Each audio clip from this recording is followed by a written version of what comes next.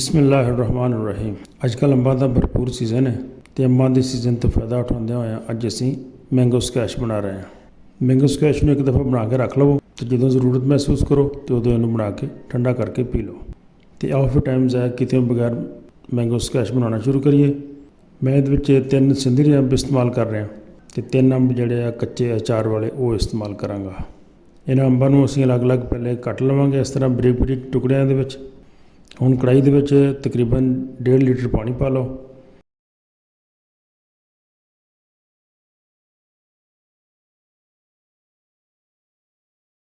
तो दोनों किस्म के कटे हुए अंब पानी शामिल कर दिओ।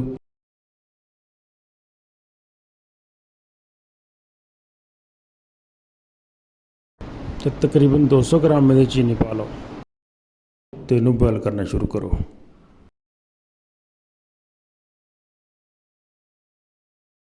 तो असीं इनू तकरीबन 10-15 मिनट पकावांगे। इनू थोड़ा थोड़ा हिलाउंदे भी रहना।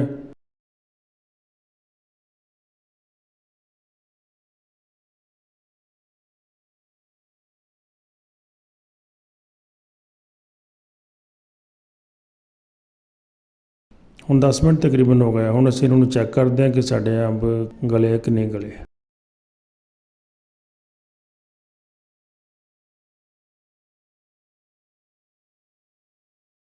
हले कुछ कसर बाकी है तो असीं 4-5 मिनट इनू मज़ीद पका लैंदे हैं।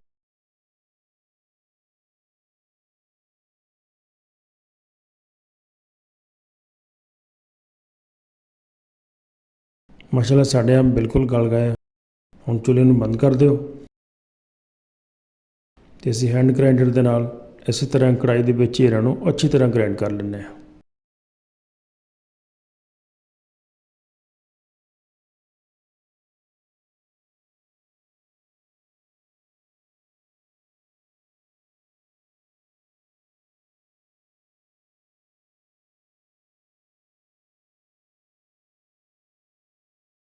माशाअल्लाह बहुत साफ शफाफ एंड सॉफ्ट किस्म का मैंगो स्कैश साडा तैयार हो गया।